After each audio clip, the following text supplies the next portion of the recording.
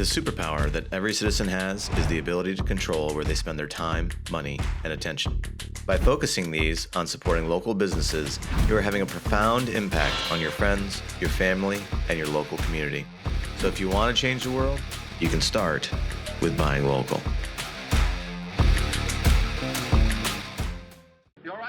RASP Inc. is committed to forming strong customer partnerships and delivering comprehensive solutions for industrial control and system design needs. In a rapidly evolving tech landscape, staying current can be challenging, and maintaining the right staff and schedules for complex projects is often difficult.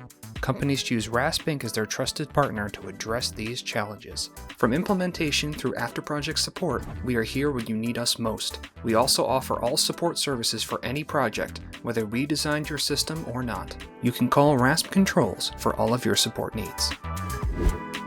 RASP, Industrial Controls and Automation.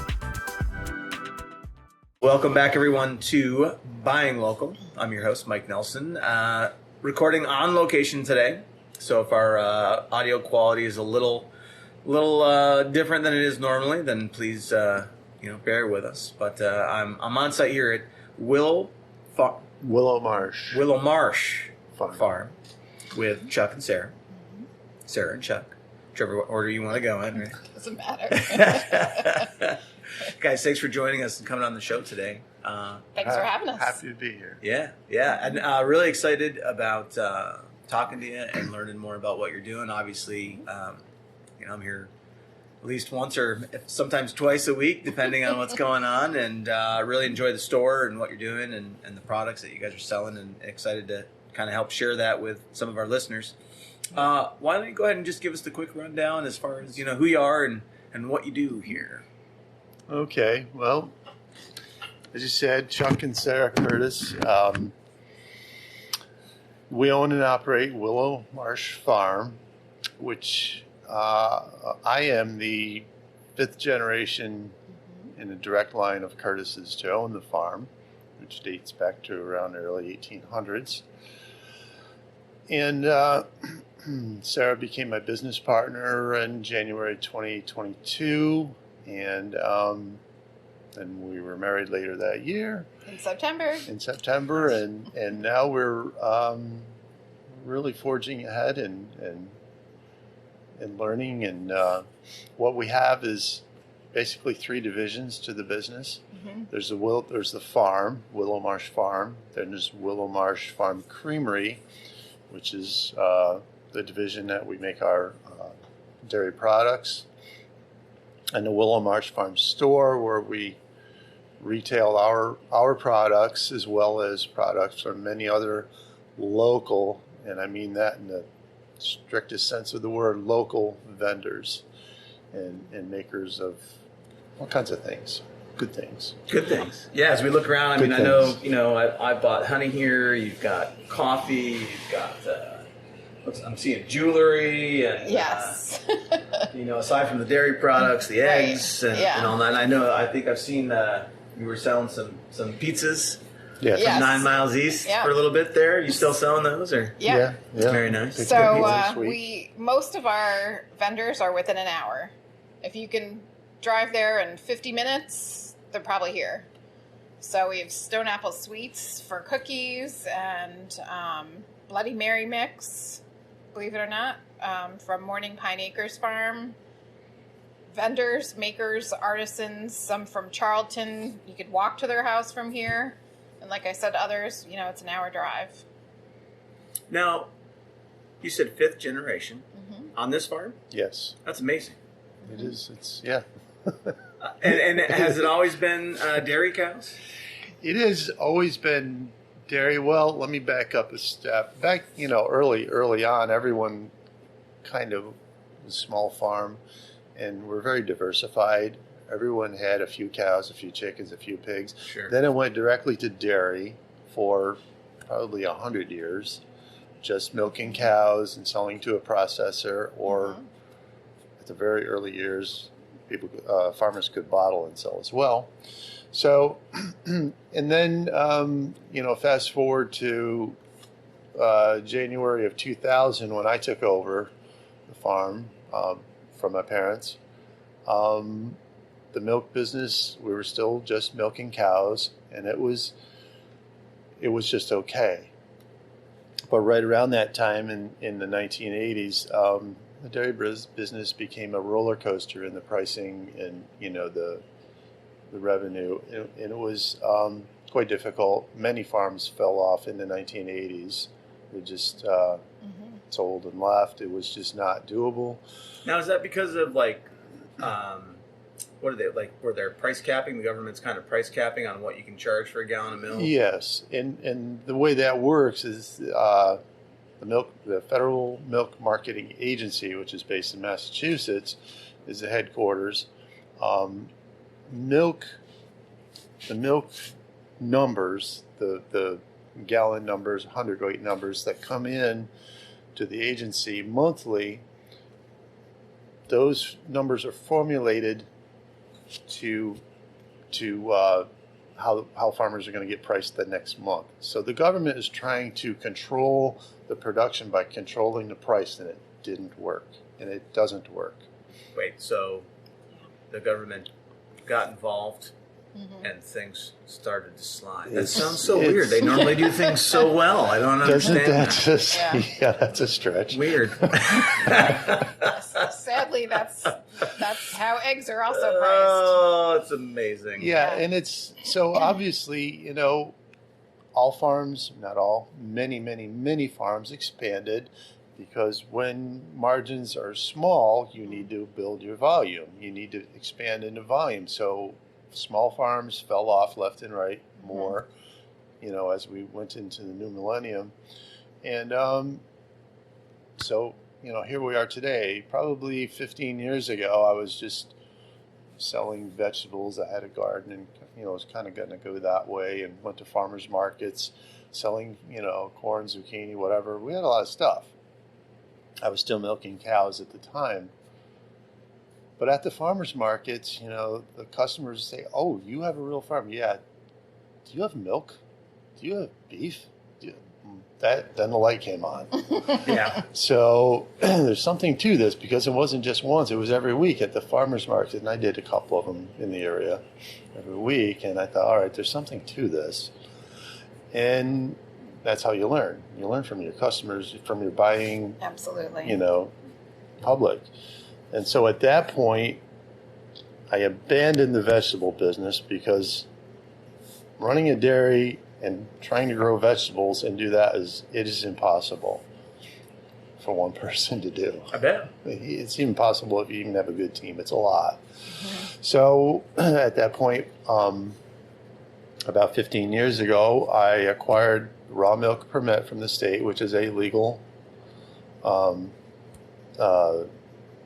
not awarded, but is a certificate from the state from Ag and Markets.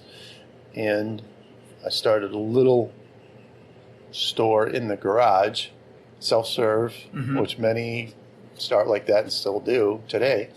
A little self-serve where I had some raw milk and some eggs. And at that point, we were making cheese. We were making raw milk cheese at another facility. And about that time, we started making yogurt. And it got to the point where I couldn't keep enough stuff in this little one bay in the garage. So then the light came on, let's build a store. Yeah. And expand on that. And then I did that. And I still have customers that come in. Here we are today. And say, I used to buy milk in the garage. Yeah. And, and the funny thing is, attached to that is, I haven't been here since I bought milk from the garage. And I'm thinking, oh my God, you've been away for that long. Yeah. I'm glad you're 13 back. years. Thank you.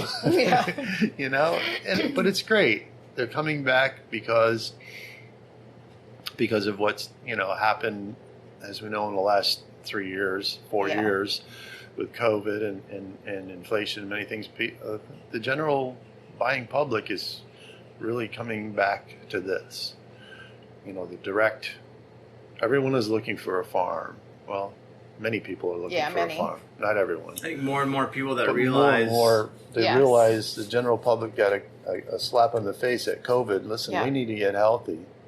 And they're looking up ways that, everyone, you can Google anything and find out and raw milk comes up on a lot of places, on a lot of the search engines. So this is Yeah. I'm trying to think gotten us about to this how. point today. Yeah, I'm trying to think about how we got started, because I want to say that we started coming here buying milk maybe January, and it was because I found you on a raw milk website. Yes, yes. Rawmilk.org or realmilk.com. I can't remember if it was real milk or raw milk. I think it's real And milk. believe it or not, I think it's because I saw a reel on Instagram that was talking about raw milk and the benefits of raw milk and what it does for you and why it's better than pasteurized milk, like, and all the thing, Yeah. right? And I was like, wow, that's interesting.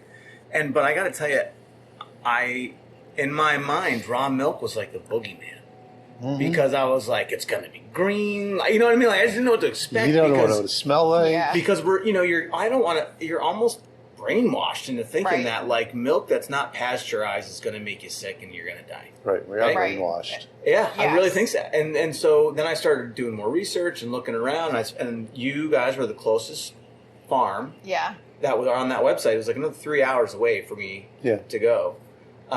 So then I came in here, and it was fun. I should have recorded my first cup of raw milk, right? Because it's one of those things, right? Like, Right. It's I'm like, looking at it, I'm like, well, it looks like milk, right? I'm smelling it, I'm like, it smells like milk. And I'm like, a little sip, tasting it. I'm like, all right, well, I'm just going to pound this and then Yeah. see if I don't get sick, I'll let the kids try some, Yeah. I have people ask that all the time. Can it's my really- children have it? Yeah, that was really the Yeah, process. we have And- so many families. and what we Tons. tell customers every time, first-time customers especially, this is like drinking ice cream. And they look at me, and they may come back for more the next week or Yeah. whatever. Yeah. You were right. This is like That's drinking funny. ice cream. Yeah. Because it's whole milk as it is intended to be consumed by Yeah. us. The pasteurization was a necessary process 100 years ago, over 100 years ago, before sanitation was in effect, What basically. it is now. Yeah. You know, everything back then, Regulations. over 100 years ago, it was galvanized pails, galvanized, Right. you know, and lead solder and all that good stuff. And that's pasteurization needed to happen, going from those vessels to glass. Everything was glass back then. And it was necessary. But now sanitation has picked up immensely. I mean, it's not perfect, but it's pretty darn good right now Yeah. in dairy, in milk products. So I mean, you're So- not going to keep customers very well if people are getting sick from Right. your milk, right? So, Yeah. absolutely. I mean, And we have we're people- we're 5 months in, and I haven't gotten sick. Yeah. So. And so we have people that'll come in with their friends and they're like, I'm trying to get my friend here to drink raw milk, and the person doesn't want anything to do with it. And yet their friend hasn't gotten sick and they've been friends for years and they've been coming for years. So I get the questions like, do people get sick? And I'm like, well, we filled 60 gallons and 25 halves every day for the last, I don't know how many weeks. I don't have anybody telling me they're sick. Right. So Yeah, you would know. it's Oh, you know. hundreds Yeah, and you would hundreds know. and hundreds of people. Well, plus the ag and markets, the state, they're here monthly pulling samples, and it's Well, and they it's, are. and it's surprised. It's not, hey, I'm coming Monday, make sure your milk is Right. good. No, they just show up and grab milk. That's how you're supposed to inspect. Yeah. You're not, and then you get a true snapshot of. They get a true snapshot of what's going on here. Yeah.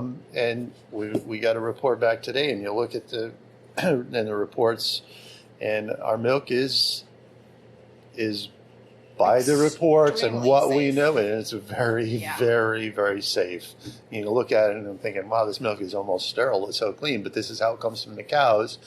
That's animal management, sanitation in the equipment. Yep. All these things have to line up, and it's not easy. But in all efforts of food, it should be done like this. Right. The problem that's where the problem is. Yeah. And because things happen, that's where milk gets the bad rap, and that's what's wrong. As you know, dozens and dozens, millions of people out there have been told they're lactose intolerant. Mm-hmm. We're not lactose intolerant. We're pasteurization intolerant. The pasteurization is what turns the milk into a different product that many of us have difficulty digesting because the digestive enzymes needed to break down the sugars are killed off in pasteurization. I just listened to a podcast on this. Yeah. And that is flat out how it is. And this is what should be educated to the public by more than just us. We educate this all day, every day the store is open, but it should be educated. If the public is educated, they can make their decision. But Right. it should be put out there like that and not demonized as we are by some agencies for producing this. Milk is not the only thing that can get that can have bacteria and toxins in it. Every day we hear about a load of lettuce, Oh, a for load sure. of chickens, a load Yeah. of whatever, all food that Salad is raw. mixes are recalled every week. It happens, but milk gets the bad rap. Yeah. And that's not right because there's a health benefit, an extreme health benefit Extreme. to raw. Yes. It is extreme. Everything I'm learning, Yeah. it's a huge health benefit to Yep. people that drink it. All the amino acids, the enzymes, the bacteria, the vitamins, the minerals are all bioavailable, which means our body, our cells, can actually make use of it. And that's very different from the product sold in the store as milk. Ultra pasteurized. There's Like, what does that even mean, right? There Like, is- We boiled it till it's dead. well, so we have customers that come in for the first time and they'll get it, and then ask, "Now, we take this home and boil it, right?" No, don't boil it. Don't do that. We do get that. Just drink it like it is, and they'll look at it. Yeah, just drink it like, and then they'll come back next week. You were right. That's good. Yeah, yeah. Yeah. and you're fine. Take it home. It hasn't killed me yet. I've been drinking it for 65 years. Still standing. I'm still alive. Yeah, it's amazing. The public perception, but again, I think that's perception that's changing. People are becoming more It educated. is. It definitely is. I'm not a huge social media fan, and the internet, all that stuff. But because of that, I just feel like there's a lot more information. People are starting to learn and find out that. And the funniest part about all this, I think, as I was saying to Chuck before when we were talking outside, I must listen to a dozen different farming podcasts, agricultural podcasts, right? Yeah. And half the time they're talking about food and not even Sure. talking about farming. They're just talking about food and what's in food. And I think the funniest part about all of it is, like, right now we're kind of rediscovering how we did things 100 years ago. Right? Like, That's where we're it's at. not even like, Absolutely. like That's we're coming back to it because we're finding out Absolutely. how sick Yep. the factory farming processes, the ultra processed and pasteurized food, that all, it's making us sick. Yep. Yeah. Even if it's not like ultra processed, you're buying like fruits and vegetables in the store that are modified genetically so that they can be totally sprayed with chemicals. Yeah. And what we do here is chemical free. There's like people are always like, "Oh, are you organic?" And I'm like, "Nope." Because we're above that actually. Which We that label can be bought and don't- paid for anyway. Yeah. Yeah. Sadly, Yeah. you can still spray. It's just a lower percentage, and people don't know that either. But we cultivate. So when we're growing crops here, they're chopped and given to the cows, or they're saved and given later during winter. Stored. Yeah. Yeah, well, the problem is, I think a larger part, as far as public perception and education, is there is very, very little ag in any classroom now, and that, I mean, my wish would be to have that be a mandatory, semester, at least for every high school student, because there is a terrible disconnect between farms and agriculture and the general public. There's less than 1% of the population feeding the other 99. Yeah. How is the other 99 going to know if they're not doing it, Well, or if they're not educated in it? Right. There's no education available unless you go to college. Well, and that number's getting smaller every day. It right? is, I just yeah. saw a statistic that we're losing, 5 dairies? And there's about 23,000 dairies in the United States right now, and we're losing about 5 a day. And they're in New York dropping off, State, yeah. the last survey they did, there's the same number of cows, but like so many less farms. And it's because farmers do not have succession planned. Their kids don't want to farm. Their kids are finding other ways to make money that is not as physical labor, you know? Mm-hmm. And you can't blame them for that. No, I totally don't. But if everybody makes that choice, we're not going to have any food. Yeah. And that's what it really comes down to. And it's the centralization of the food supply is really a bad idea, That's right? Like, really, you've heard of putting all your eggs in one basket. Yeah. That's putting your eggs and your beef in one basket. And your milk. And it's, all of it. That's horrifying to think of it. Yeah. But that's where we're going. That's another thing that was hopefully learned by Americans during COVID. Like, you can't assume that you're going to have access from fruit from California, even no less Mexico or some other place. You have to be able to grow whatever we can in our environment within these United States and as close to home as possible. Local is always the way to go. If you can, grow it in your backyard. I mean, we both talk to customers here all the time and answer questions all the time, like how they can make cheese in their kitchen. Like, I don't need to sell you my cheese. I need to make sure you're healthy. That's our passion here, not to make money. It's so much work.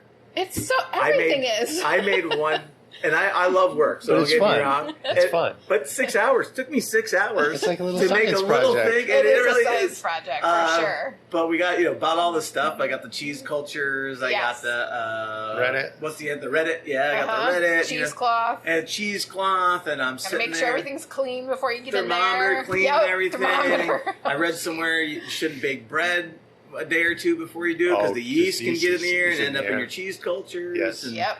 I don't know if I messed it up or not. We'll find out. It's been aging for about 2 months. So but Oh, I very used your good. raw milk. Try Excellent. mozzarella. Mozzarella is much faster. I did. I yeah. did read that too. Yeah. And It's a then you microwave. could use that. Yeah. On You- YouTube, you can do it right in the microwave. Oh, really? I I swear. didn't see that. Yeah. We don't own a microwave actually. Oh, that's good, actually. But Well, it's hot water. That's yeah, but that's Yeah. what they were saying. Yeah, and that. But they're also saying too that like after you make cheddar and you've got the whey that's left over, that Yeah. you can make mozzarella, or was it mozzarella or ricotta? ricotta. Ricotta Ricotta. cheese. Oh, yeah. Yeah, yeah. Yeah.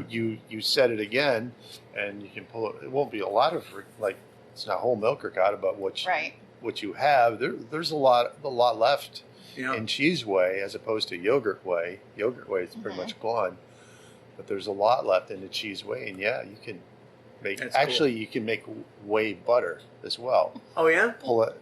Yeah, it's separated a different way. I'm not quite sure how it's done, but I remember we did it a long time ago. Where we are processing in Troy, we did it a long time ago. We made whey butter, and it's essentially the same thing. Interesting. So he mentioned that we process in Troy. So right now we have an employee that helps with this, and we sanitize buckets. Mm-hmm. We fill them with the raw milk. They're driven to Troy and immediately put into a walk-in in Troy. Our products are made at that location instead of here because ours is not complete. We have the building up. We can show you in a bit. But we do not have any machinery in it yet. And that's for the cheese and the yogurt and Yes. Yep. And we hope to expand that someday.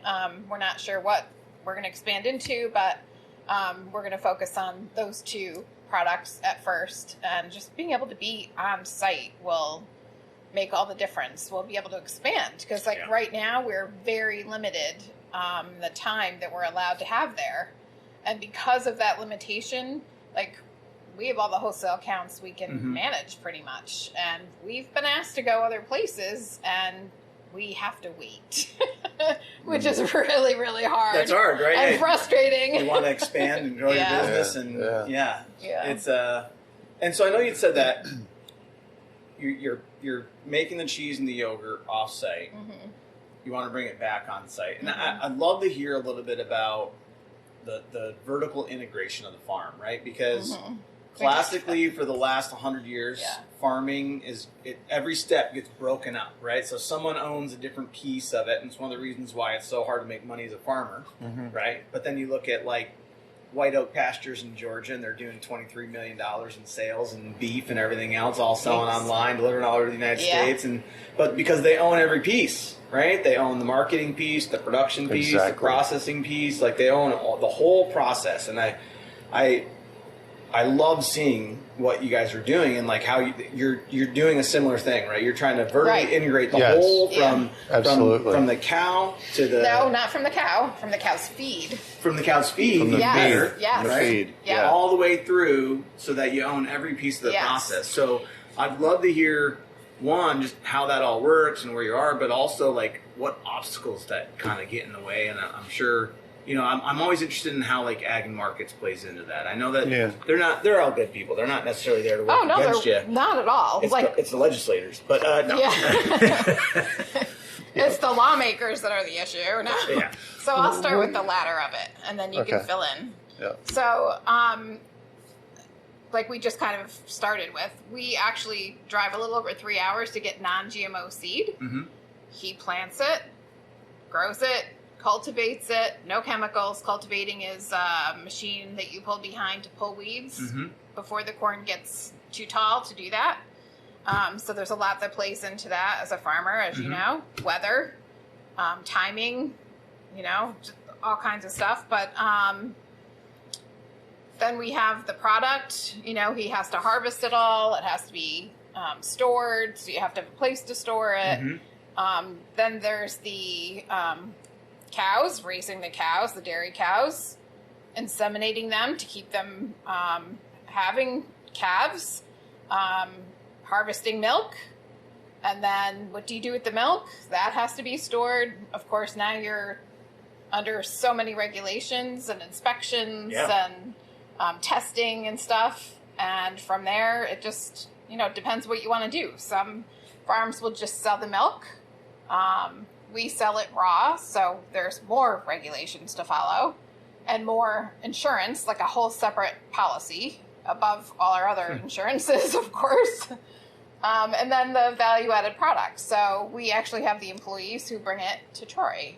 So the challenge is, I'm sure there's lots. One of them is the lack of employees.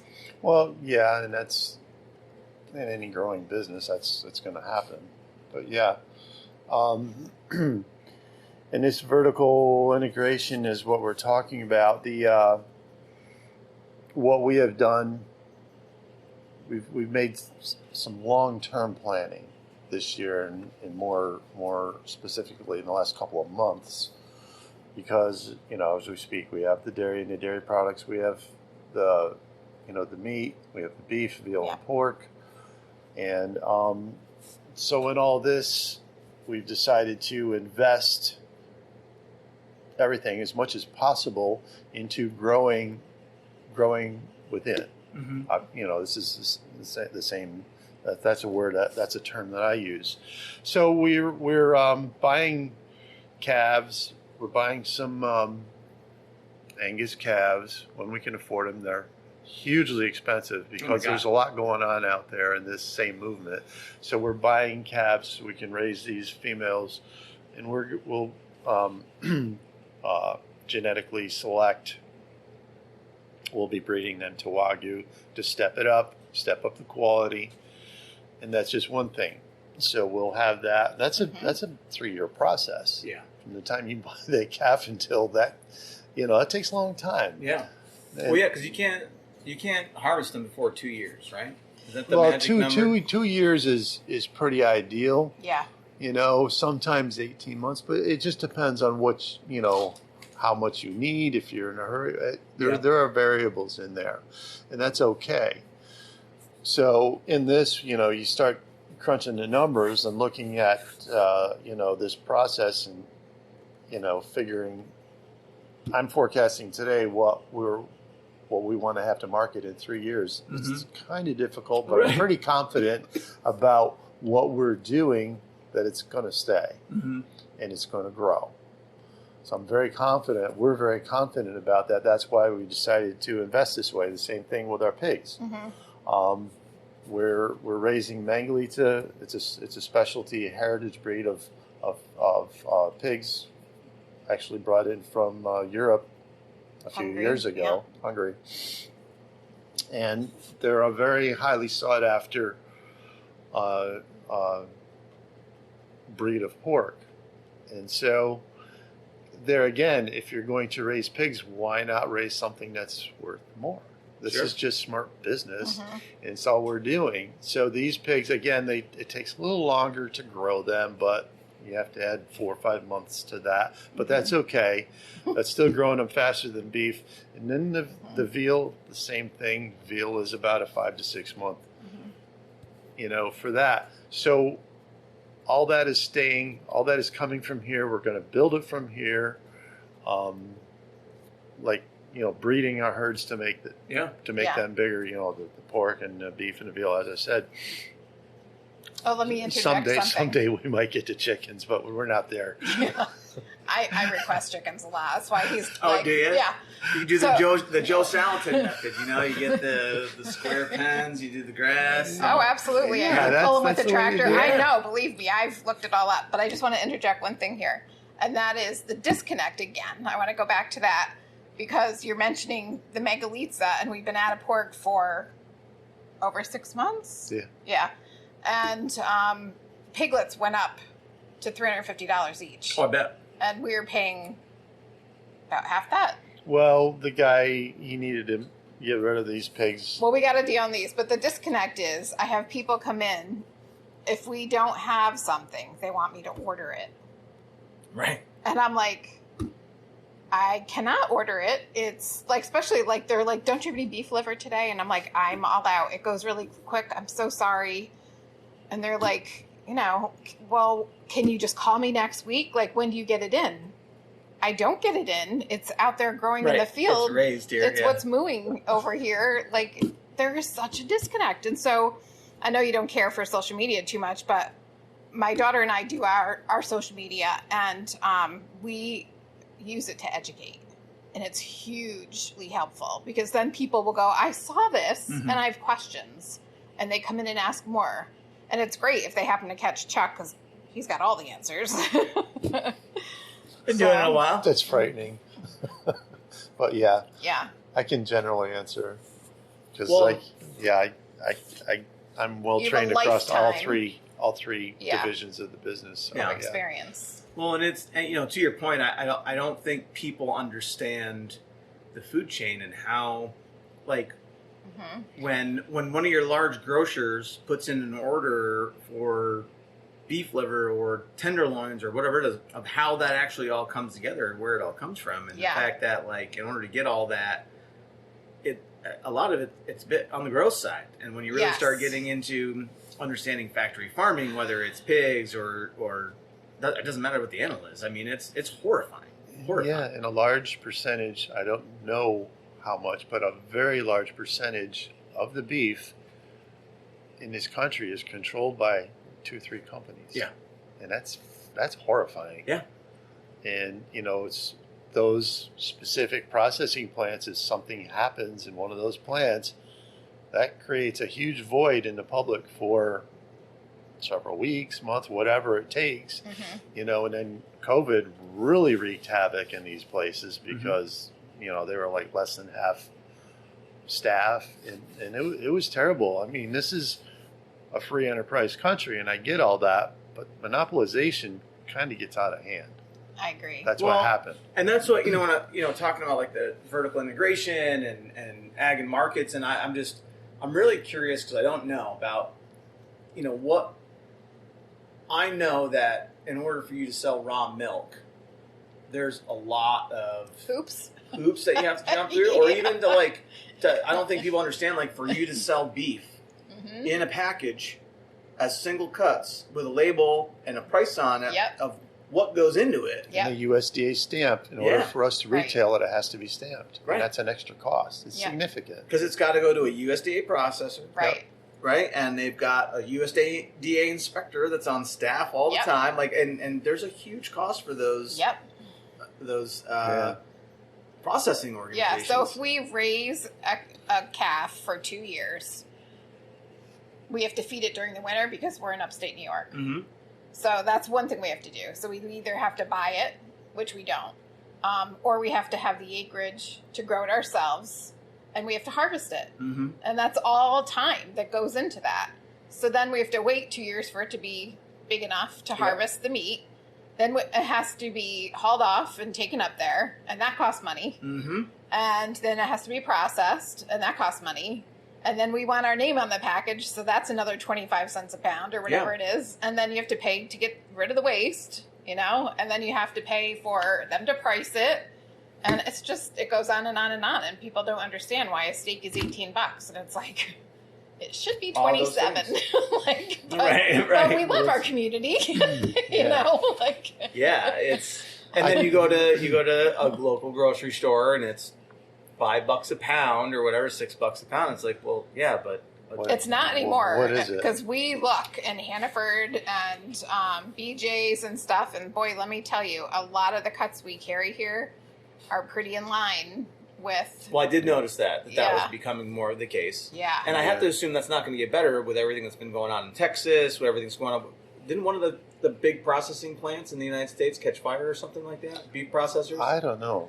So about that. it's been a mess though for beef, and it looks like there's just so much happening that's going to decrease the amount of beef that's on the market and the supply. It's only going to shoot the price up. Yeah. It's, and we don't have to do that. That's the good thing about, like you said, like us doing it ourselves here, is that isn't going to affect our pricing. Our pricing will be pretty stable through that mess. And that's when people come find us. Well, we can, we'll get to that point where we can sustain ourselves at that level with our own grow within. Will you do processing on site at all ever? We don't. No. I don't think we ever will. It's it's way too much.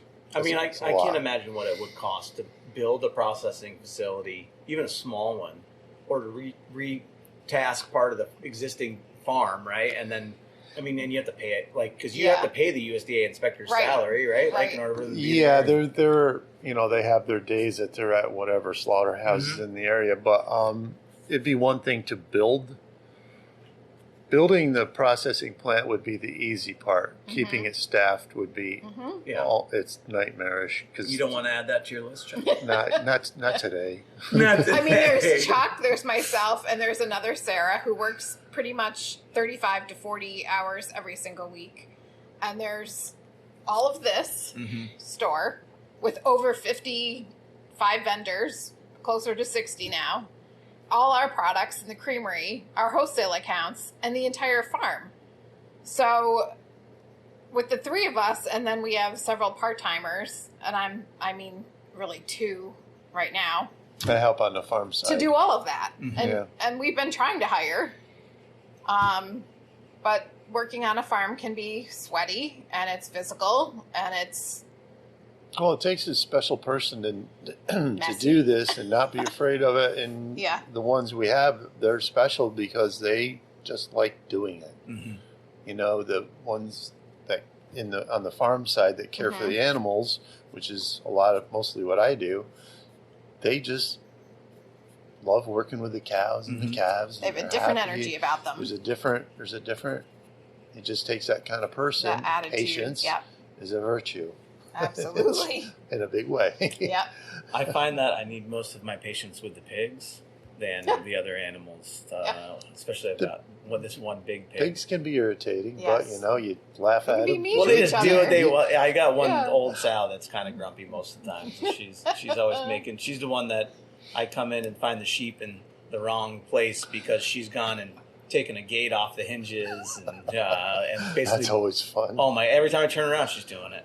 Either her or we've got these 3 rescue pigs, and it's her, and then on the other side, on the boys' side, because I keep all the rams and boys on one side basically, and I got all the ewes and females on the other side. And the on the boys' side, I've got one of my male pigs where he's always breaking the rams out, so I'll come out and they're not where they're supposed to be because he's gone and somehow knows the gate open. I'm like, whoever thinks they can't communicate with each other is crazy. Because I'm telling you, there's some conspiring going on. There's some cahoots. They're all in cahoots with each other. Yeah. It's. I think another part of the buying public that somehow needs attention or information out there in more of a common way, and I don't know how it would happen, but there's misleading labeling information. There's some horribly, it drives me crazy seeing things as I go through the store. The number one thing that drives me nuts is farm raised. If it wasn't raised on a farm, where was it? Yeah. You know, that just kills me when I see that. Or all natural. And it's like eggs. I'm like, oh, All okay. natural. If they went and saw where those animals were being raised, they'd be horrified. Yeah. Yeah. That's why last year I was like, I'm never buying another piece of meat unless I can go to the farm where it was raised at. I can see their animal welfare practices. Yeah. Is that cow in a feedlot, or is it grazing actual grass in a field? Are their chickens actually free range, or do they just have a little area that they get out to, and that's what makes them free range? Right. Like, it's. And I think another one specifically that really bothers me is it says no antibiotics. No antibiotics can be in any food anywhere in the public, but it's used as a little label gimmick. No antibiotics, and it's almost like they have an exclusive thing on having non-antibiotic whatever the food is. See, there's so much misleading information out there. It's redundant. It's very redundant, and it's just it's horribly misleading, and the public doesn't understand.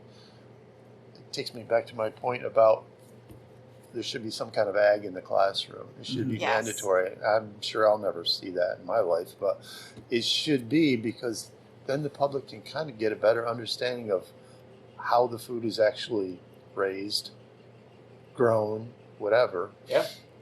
And then they can make better informed decisions at the store, whatever store they're at. You know, there's just a horrible, horrible disconnect there. And that's been the soapbox that I stand on and preach everywhere. I'm with you. And I'm on that box too. And I don't know what the answer to that is, but my simple first guess is it's got to be in the schools. Yes. Somehow, I don't care if they started in 5th grade or 12th, but somewhere we need to know. When I was in 1st grade, I had a lot of farmer friends. Now I don't. You know, it's sad. But we all knew it was all kind of a common thing because we lived it, but now no one's living it.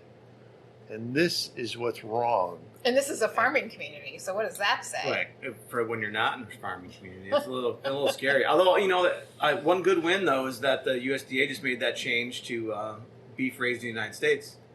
So, you know, the law that just changed there. The cool country of origin. Yeah. So before, if you're listening and you're not familiar, so 6 months ago, if you bought beef in the United States that said that it was a product of the United States, what that could have meant was that it came from Australia and it was raised and slaughtered in Australia and shipped here, and because it got put into a package in the United States, it became a product of the United States, which they were making it sound like it was raised in America, and it wasn't. That's terrible. But it's awful. That's how a lot of manufacturing is like that. There's a huge percentage of the beef supply that was like that, and it's one of the things that was bringing the price of beef was coming down because, you know, people are in the grocery stores, they see things like farm raised, product of the United States. Yep. There's a certain trust level that comes along with those things. Right. But it was what Will Harris calls greenwashing, right? Yep. They were greenwashing things, making it sound like it was something that it definitely was not.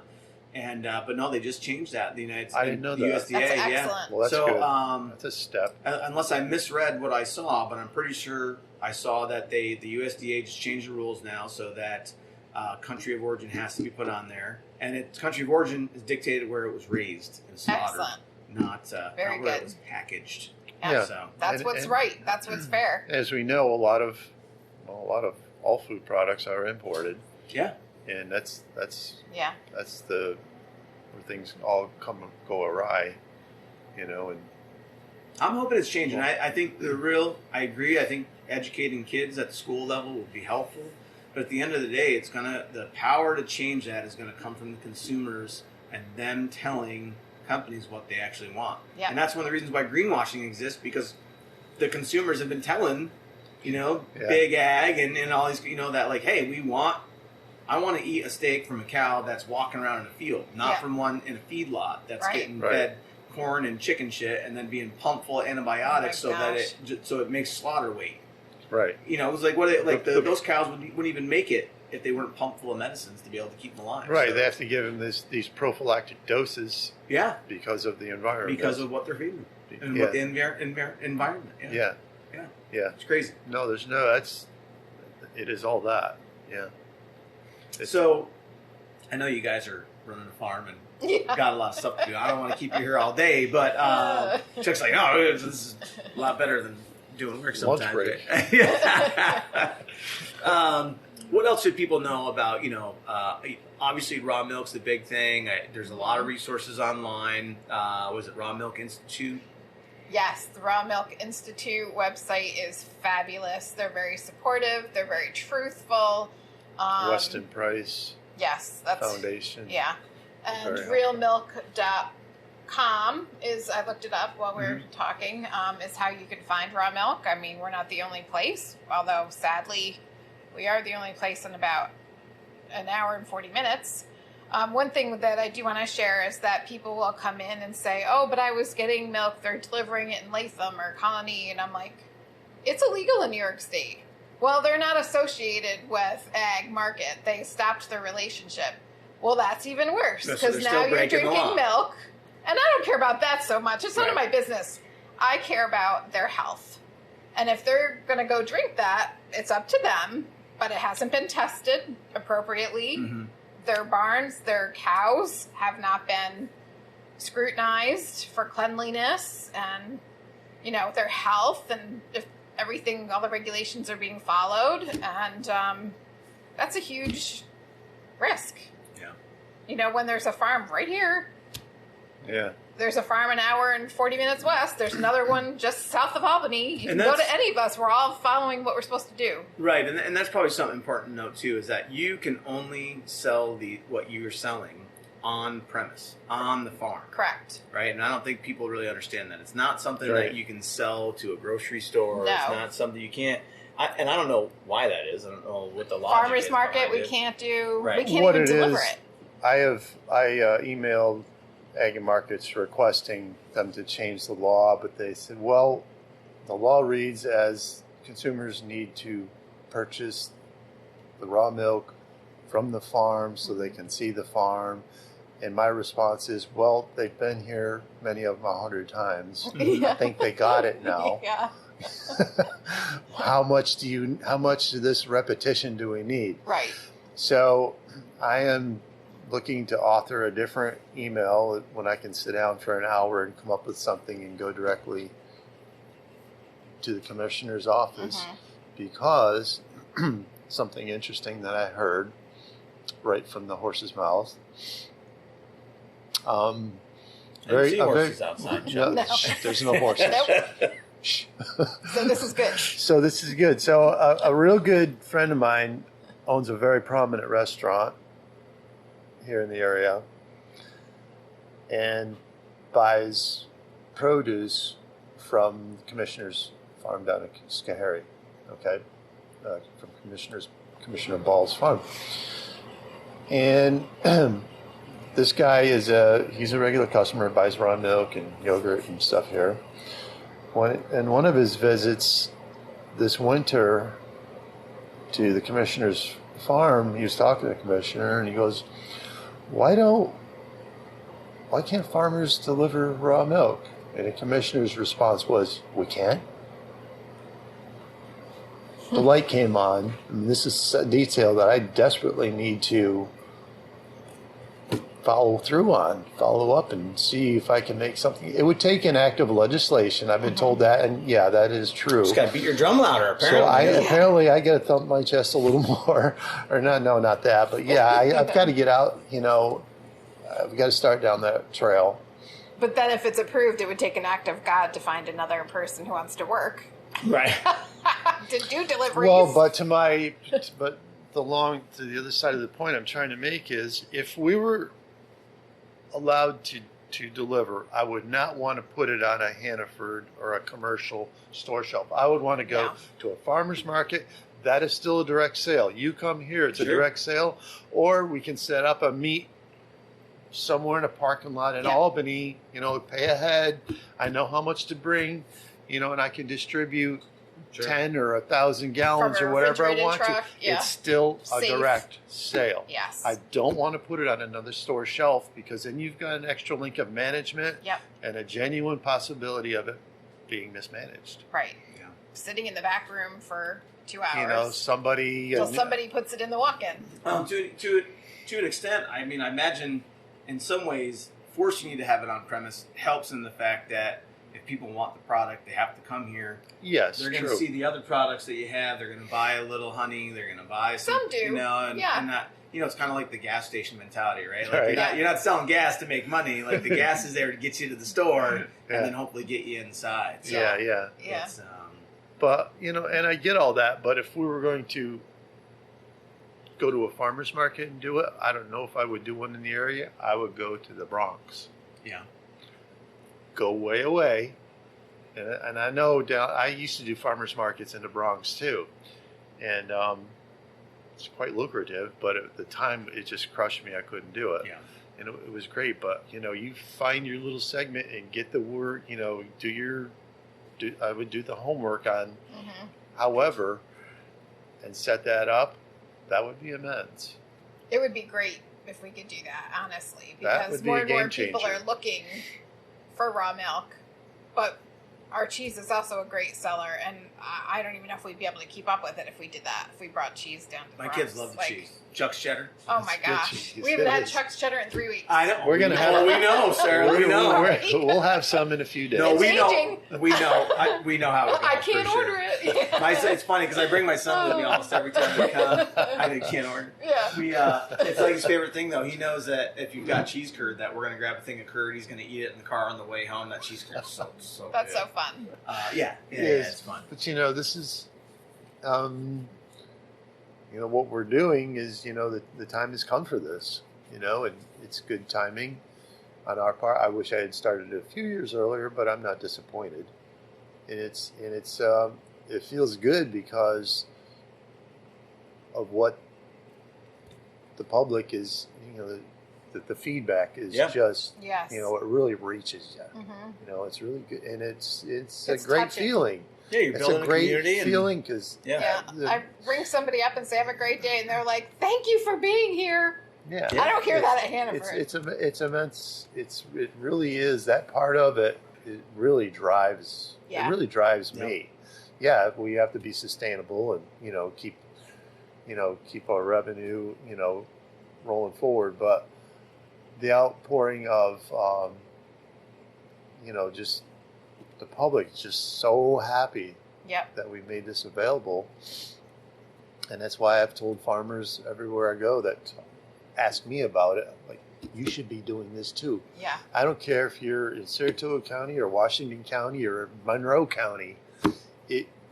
There's room in this. Mm-hmm. For You sure. know, we don't pretend to be the only one, and the more of us that are here, we're going to draw from the large commercial corporate stores. Right. And that will happen. It is Yeah. happening. I mean, it's small, but there's a lot of room for it. If you take all those people and send them out into the country to buy their stuff, holy smokes. Yeah, we wind up doing Bring a back lot all of those small towns. unintentional mentoring, actually. Yeah. Not just with beginning farmers, but with a lot of the vendors we have here. It's interesting. One of our vendors now opened his own little store with other vendors and is renting shelves. Never did that before. Wow. And it looks to me, I mean, I haven't physically been there, but it looks like it's a success. You know, I'm very excited for him. Two of our vendors here are the Charlton Artisanal and Old Wisdom Wellness. She has a little apothecary now. They have different sections of the store where they both started with a couple shelves. And they've been able to just grow their businesses in leaps and bounds. And awesome. also, you know, expand their product lines. So Yeah, it's really great to see. Yeah. You know, and working with, a couple of the farms and most notably, one of them 9 miles east is actually a farm, and you know where they are. You're familiar with them, and they get quite a nice thing going there. Yeah. You know, and this is good. These collaborations, these are good for all of us. You know. Yeah, we're selling 10 other soups a week. Sometimes during the winter, some twice that. pizzas and And you know. pizzas. Yeah, we had a pizza recently. Actually, it was pretty good. And Okay. that's these are things to build on, and who knows, maybe someday we'll have to make the store bigger. I already have thoughts. Let's hope so. Yeah, right. So she's like starting in the works. Yeah. Well, every time I have a thing about cheese, and every store I go into, I go look at what's going on with cheese, you know? And so Ian has to buy one. somewhere we were, I was watching the show or something, and there was a store. I guess the store itself was just the cheese. Was it in Europe?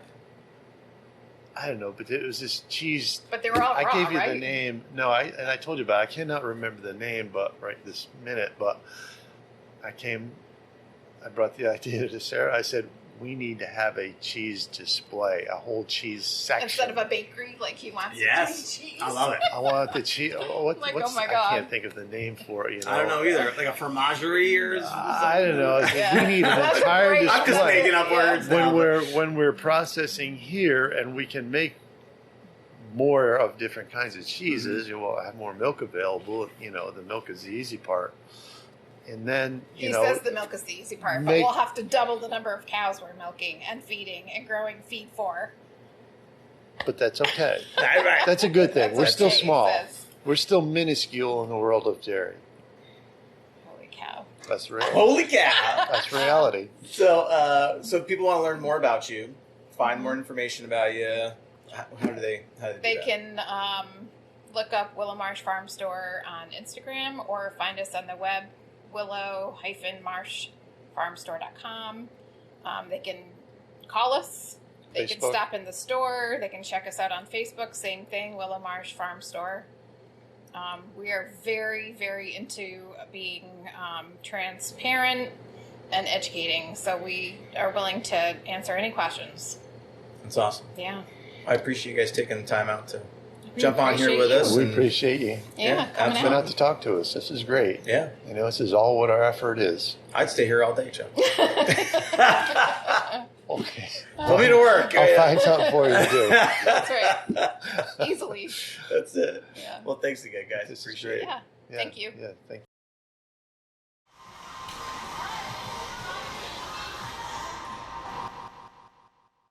Sky Zone Trampoline Park in Queensbury, New York. Elevate the way you celebrate at the best kids' birthday party place near you. We take care of all the hassle with planning birthday parties so you and your kids can focus on having fun. Check out our birthday party packages including private party areas, party invitations, supplies, a party host, and more.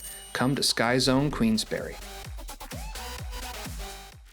The superpower that every citizen has is the ability to control where they spend their time, money, and attention. By focusing these on supporting local businesses, you are having a profound impact on your friends, your family, and your local community. So if you want to change the world, you can start with buying local.